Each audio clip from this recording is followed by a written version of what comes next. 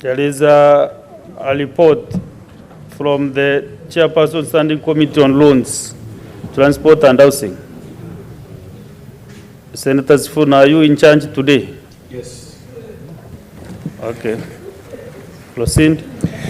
Thank you, Chair. It gives me great privilege to present the following petition. Mr. Speaker, I beg to lay the following report on the table of the Senate today, the 2nd November 2023.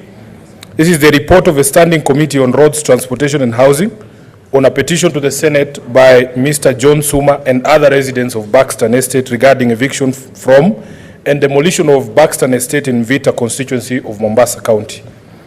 Mr. Speaker, on behalf of the committee, I spoke to the chairperson this afternoon.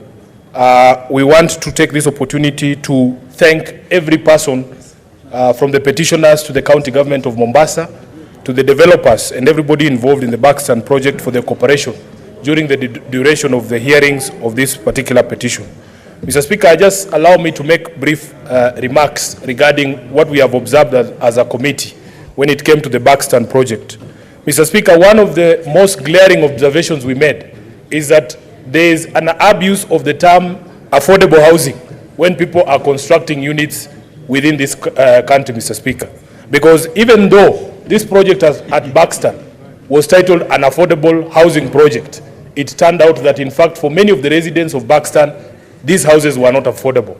Mr. Speaker, the second thing we noticed that the agreement between the developer and the county government did not take into account the purchasing power of the people who are living in Buxton who had to give up the land for this development.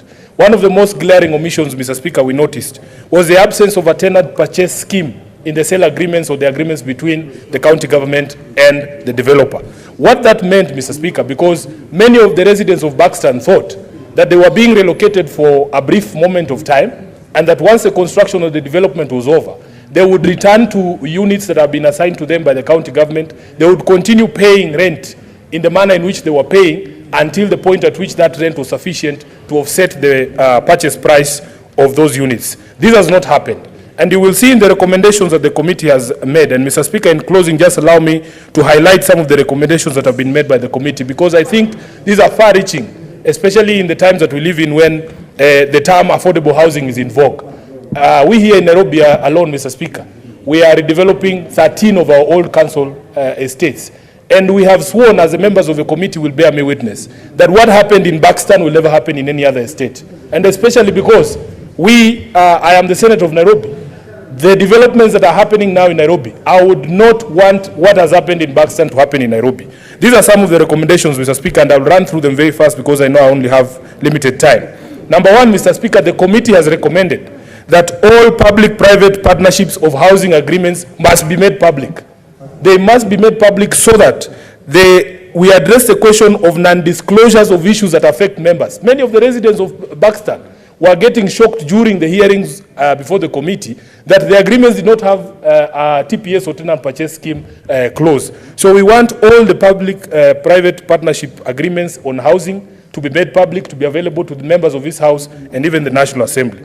Mr. Speaker, the second one is that public participation must be done on every single project, and it must involve effectively all the people who reside in the land that is going to be used for that development. I am happy that here in Nairobi I have seen an attempt by the county government to give residents of the estates that are affected an opportunity to speak to the proposed developments. Mr. Speaker, another key one is that the developer and the county government of Mombasa must fast-track allocation of the houses to those who completed payment, because there are people who completed payment for their units and they still don't have those units. Mr. Speaker, more importantly, to the petitioners and the people who missed out on the houses, we have made a recommendation here that, Mr. Speaker, the State Department of Housing and County Government of Mombasa must develop a mechanism to ensure the remaining 336 tenants or petitioners acquire units in Buxton through tenant purchase scheme under the National Housing Fund and submit a report to this committee within 60 days. Because this is the only way, Mr. Speaker, we will ensure that the people of Buxton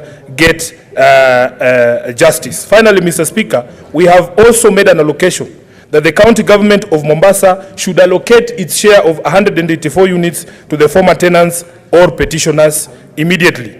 Mr. Speaker, lastly, that arising from finding of the tendering process for the redevelopment of other estates in Mombasa County, the county government of Mombasa needs to furnish this committee with a comprehensive report on the status of a tendering process within 14 days. Mr. Speaker, let me conclude by thanking the Senate and the Speaker and the Clerk of the Senate for the support provided in the discharge of a mandate of this committee to ensure that we resolve the issues expeditiously. I thank you, Mr. Speaker, and I beg to lay. Thank you. I want to give maybe 2 or 3 senators for brief comments. Senator Manzo Daniel. Thank you, Mr. Speaker, for giving me an opportunity to comment on this very, very important petition. Mr. Speaker, on the matter of housing in this country and the future of ensuring that there is enough housing for everybody. Mr. Speaker, there must be a program which the people take along with the government, and that it is applied equally and sufficiently to all people, Mr. Speaker, so that justice is seen to be done. Whatever happens in Nairobi should be seen to happen in Mombasa, should be seen to happen in makwiny, should be seen to happen in Kiambu, and any other part of the country, Mr.